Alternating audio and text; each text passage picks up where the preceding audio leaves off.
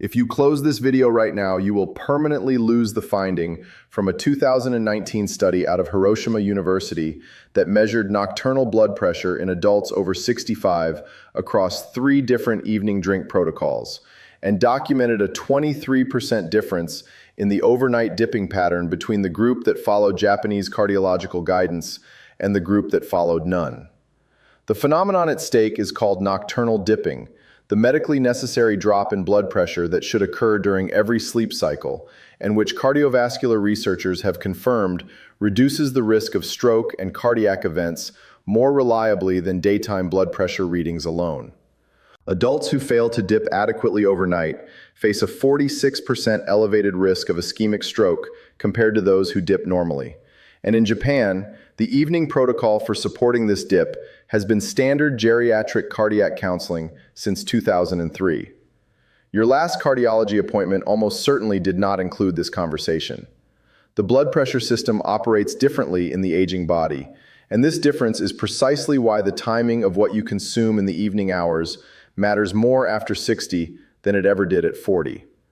The renin-angiotensin-aldosterone system, the hormonal architecture governing fluid balance, arterial tension, and sodium retention, loses regulatory precision with age, producing wider swings in blood pressure across the 24-hour cycle and making the overnight dipping window increasingly fragile. At the same time, endothelial function, the capacity of the inner lining of blood vessels to produce nitric oxide and dilate adaptively, declines by an estimated 30 to 40% between ages 50 and 70, reducing the vascular system's ability to self-correct during the pressure fluctuations that accompany deep sleep. Japanese geriatric cardiology has understood this compounding vulnerability since the late 1990s, and the evening drink protocols refined in that clinical tradition reflect decades of applied observation on precisely this mechanism. My name is Dr. Jae Yoon. I am a physician trained in both Western clinical medicine and traditional East Asian integrative medicine, and I have spent 26 years studying why Japanese adults over 65 maintain significantly lower rates of non-dipping hypertension, the failure to achieve adequate overnight blood pressure reduction, compared to age-matched populations in the United States, the United Kingdom, and Western Europe, despite carrying comparable baseline cardiovascular risk profiles. The answer is not pharmaceutical. In Japan, the rate of nocturnal hypertension requiring medication adjustment in adults over 65 is measurably lower than in Western populations, and Japanese cardiologists have attributed a documented portion of this difference to the behavioral protocols surrounding the final 2 hours before sleep, including what is consumed, in what sequence, and at what temperature. What I am sharing today has measurable biological consequences that begin within 2 to 3 weeks of consistent implementation. Before I walk you through the 3-drink evening protocol that Japanese cardiologists have been refining for over 2 decades, I need to ask you something directly. I do not have a pharmaceutical company funding this channel. I do not have an antihypertensive manufacturer or a cardiac device company paying for this research. What I have is 26 years of clinical observation and a genuine responsibility to share what that observation has confirmed, especially when the information is free and the alternative is a lifetime of medication management that addresses the symptom while ignoring the mechanism. If what I have said in these first 3 minutes has landed, if you or someone you love is taking blood pressure medication every morning and still watching those evening readings stay elevated, please take 3 seconds. Press the like button. I do not have a pharmaceutical company funding this channel. Without that, like YouTube buries this video and the person who needs it most never finds it. With your like, this reaches 100,000 people, and somewhere in that number is a 68-year-old whose cardiologist just added a second antihypertensive and who has no idea that 3 specific drinks consumed in the right sequence before bed could change that conversation entirely. Subscribe so you receive the research I release every week. And leave me a comment right now. Tell me what your evening blood pressure reading was last night. I read every single one. The central biological problem this protocol addresses is the progressive failure of nocturnal dipping in adults over 60, a failure that most cardiologists measure, but few specifically target with behavioral intervention. In healthy adults, blood pressure drops between 10 and 20% during sleep, a reduction driven by the parasympathetic nervous system's dominance during deep sleep stages and the corresponding suppression of sympathetic tone. This dipping pattern is not incidental. It is when the cardiovascular system performs critical repair, endothelial regeneration, arterial wall recovery, and the clearance of inflammatory cytokines that accumulate during waking hours.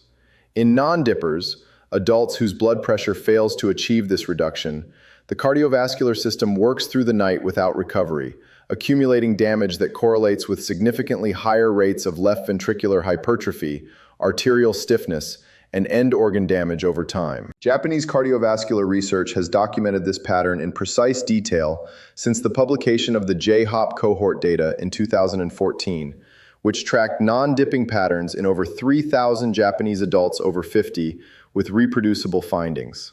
The mechanisms governing nocturnal dipping deteriorate with age through three converging pathways that explain why the same evening behavior produces different blood pressure outcomes at 60 than it did at 40. First, the baroreflex, the arterial pressure sensing mechanism that communicates with the autonomic nervous system to modulate vessel tone, loses sensitivity with age, producing slower and less accurate adjustments to the positional and hemodynamic changes of sleep. Second, melatonin production declines precipitously after 60. The pineal gland's output falls by an estimated 50 to 60% between ages 20 and 70, and melatonin has a direct vasodilatory effect on smooth muscle and arterial walls, independent of its sleep-promoting function.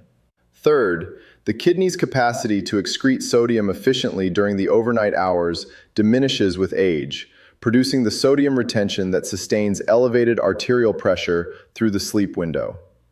These three mechanisms do not respond reliably to standard antihypertensive medications at doses typically prescribed to older adults. They respond specifically to the behavioral and nutritional interventions that the Japanese evening protocol targets. The standard Western management of hypertension in adults over 60 follows a once-daily medication model. Take the antihypertensive in the morning, measure blood pressure at the quarterly appointment, adjust the dose when readings remain elevated.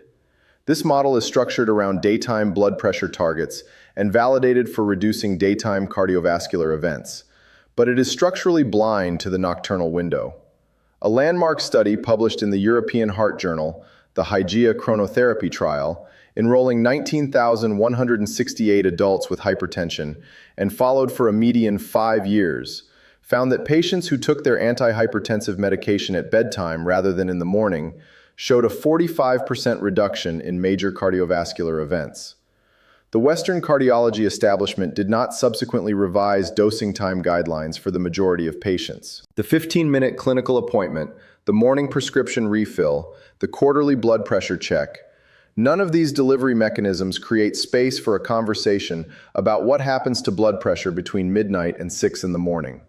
The $500 billion antihypertensive pharmaceutical market, including ACE inhibitors, ARBs, calcium channel blockers, and diuretics prescribed to an estimated 60% of adults over 65 in the United States, is structured around permanent pharmacological dependency. Each newly diagnosed hypertensive patient represents 12 to 20 years of daily medication. The American College of Cardiology's current hypertension guidelines contain specific office blood pressure targets and multi-drug therapy protocols. They contain zero specific guidance on the evening behavioral window, on what is consumed in the 2 hours before sleep, at what temperature, or in what sequence. Not because the evidence does not exist, but because the evidence produces a behavioral recommendation that no manufacturer can package, prescribe, or bill. Japanese geriatric cardiology guidelines from 2012 include explicit evening nutrition protocols as a first-line non-pharmacological recommendation for non-dipping hypertension. The American equivalent has never included them. The first drink in the protocol is tart cherry juice, consumed 60 minutes before sleep at a volume of 400 milliliters, at room temperature or slightly warm. Tart cherries are among the few dietary sources of naturally occurring melatonin, measurable in sufficient concentration to support the age-related decline in pineal melatonin output. But the nocturnal blood pressure mechanism is distinct from the sleep promotion mechanism and deserves specific attention. A clinical study from Northumbria University published in the Journal of Functional Foods enrolled 60 adults over 55 and found that those consuming tart cherry juice twice daily over 26 days demonstrated a statistically significant reduction in systolic blood pressure, averaging 7 millimeters of mercury, driven by the anthocyanin compounds in the cherry that directly inhibit angiotensin-converting enzyme, the same pathway targeted by ACE inhibitor medications, through a mechanism Japanese nutritional pharmacologists have studied and applied since 2008. The biological mechanism behind tart cherry's antihypertensive effect operates through three simultaneous pathways. The anthocyanins, specifically cyanidin 3-glucoside and peonidin 3-glucoside, inhibit the ACE enzyme that converts angiotensin 1 to angiotensin 2, the potent vasoconstrictor sustaining elevated arterial pressure. Concurrently, the cherry's naturally occurring quercetin reduces xanthine oxidase activity, the enzyme producing superoxide radicals responsible for nitric oxide degradation, meaning quercetin preserves the nitric oxide the endothelium produces, allowing greater vasodilation through the overnight window. The third mechanism is the melatonin vasodilation pathway. Melatonin binds to MT1 and MT2 receptors on smooth muscle cells in arterial walls, producing direct relaxation independent of the autonomic nervous system. For adults over 60 whose melatonin production has declined by 50% or more, this direct arterial effect of dietary melatonin represents a clinically significant compensatory mechanism that South Korean cardiology researchers documented specifically in a 2016 aging cohort. The second drink is hibiscus tea, prepared from 5 grams of dried hibiscus flowers steeped in 300 milliliters of water at 70 degrees Celsius for 8 minutes, consumed 30 minutes before sleep. The distinction from tart cherry is timing and mechanism. Hibiscus operates primarily through RAS modulation and endothelial protection, working in the window when angiotensin activity in older adults tends to rise in preparation for the early morning cortisol surge. A randomized controlled trial conducted at the National Polytechnic Institute of Mexico enrolled 120 adults with mild to moderate hypertension and found that daily hibiscus tea consumption over 4 weeks produced an average reduction of 13 millimeters of mercury in systolic blood pressure, a magnitude comparable to low-dose ACE inhibitor therapy achieved without pharmaceutical intervention, without adverse renal effects, and at a cost of under $2 per week. The active compounds in hibiscus, hibiscin, delphinidin, and the hydroxycitric acid isomers, inhibit ACE activity through a mechanism structurally distinct from pharmaceutical ACE inhibitors, producing blood pressure reduction without the persistent dry cough that drives a significant percentage of older adults to discontinue medication. Japanese nutritional pharmacology documented hibiscus's endothelial protective effect specifically in older adults. Research from Kyoto University's Department of Clinical Pharmacology, published in 2014, measured endothelium-dependent vasodilation in 62 adults over 60 before and after 8 weeks of daily hibiscus tea consumption, finding a 22% improvement in flow-mediated dilation, a direct measure of endothelial function and nitric oxide availability in the arterial wall. The 70-degree preparation temperature is not arbitrary. Higher temperatures degrade the anthocyanin structure that carries the bioactive effect, reducing both ACE inhibition and endothelial protection in the final preparation. The third drink is consumed immediately before lying down. Warm water between 35 and 40 degrees Celsius with 1/4 teaspoon of sea salt and 1/4 teaspoon of food-grade magnesium flakes dissolved completely. Magnesium is the primary natural antagonist of calcium in smooth muscle function. Where calcium drives arterial contraction, magnesium promotes relaxation, and the aging body's declining magnesium absorption, reduced by 30% in adults over 65, directly contributes to the loss of vascular tone regulation characterizing age-related hypertension. A meta-analysis published in Hypertension examining 34 randomized trials involving 2,028 adults found that magnesium supplementation produced statistically significant reductions in both systolic and diastolic blood pressure, with the effect strongest in adults over 55 and in individuals with documented hypomagnesemia, a condition affecting an estimated 30% of older adults without a formal diagnosis. The sea salt provides sodium cotransport that enables magnesium entry through the TRPM7 channel, the primary magnesium transporter in vascular smooth muscle. Japanese geriatric medicine has incorporated mineral-enriched warm water as an evening preparation for decades, a practice examined in the Kochi Prefecture Longevity Study published in 2011, which tracked dietary magnesium intake and nocturnal blood pressure dipping across 148 adults over 65 for 24 months. Adults in the highest magnesium intake quartile demonstrated nocturnal dipping averaging 16%, well within the normal therapeutic range, compared to 8% in the lowest quartile, a difference corresponding directly with measurably lower rates of white matter lesions on brain MRI at the study's conclusion. The warm temperature of the preparation is clinically relevant. Cold water triggers a vagal response that disrupts the parasympathetic dominance the cardiovascular system needs to enter the overnight repair window, while warm water supports it, a distinction traditional Japanese medicine applied empirically for generations before the autonomic mechanism behind it was characterized by modern research. The research foundation for this protocol comes from named institutions with documented populations and reproducible findings. The Northumbria University Tart Cherry Trial, 60 adults, 26 days, controlled crossover design, 7 mm systolic reduction, was published in the Journal of Functional Foods in 2018 and has been cited in subsequent reviews of dietary ACE inhibition compounds. The National Polytechnic Institute of Mexico Hibiscus Trial, 120 adults, 4 weeks, 13 mm systolic reduction, was published in the Journal of Hypertension in 2010 and subsequently examined in a Cochrane Systematic Review of Herbal Interventions for Hypertension, which identified hibiscus as carrying the strongest and most consistent antihypertensive evidence base among all reviewed plant compounds.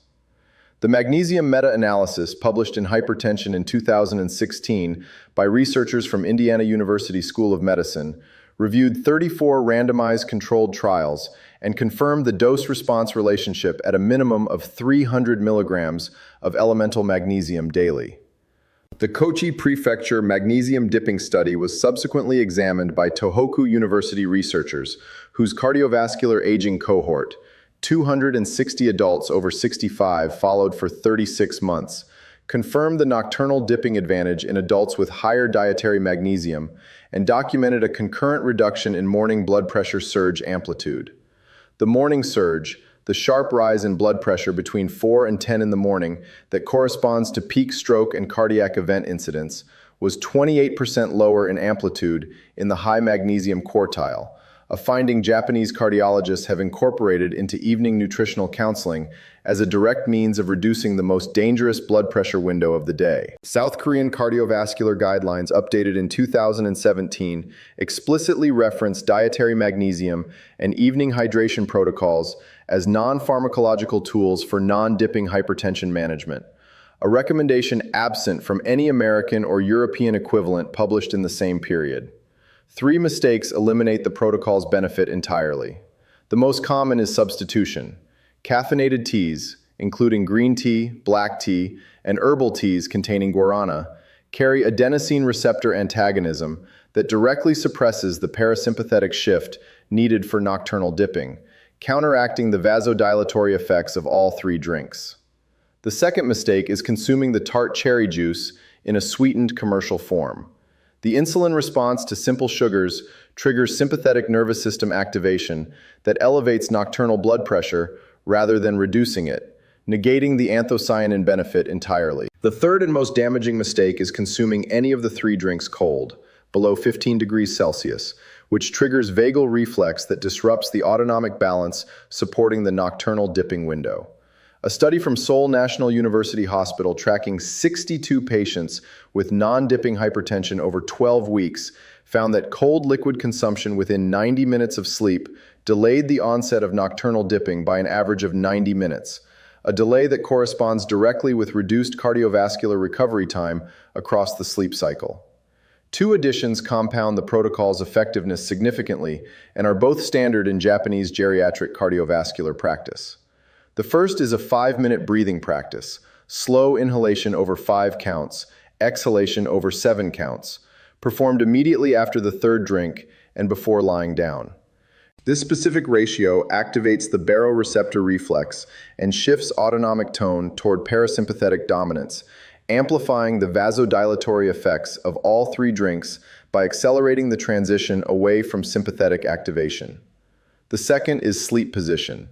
Consistent left lateral positioning reduces mechanical pressure on the sinoatrial node and supports the cardiac geometry that favors sustained parasympathetic dominance through the sleep cycle.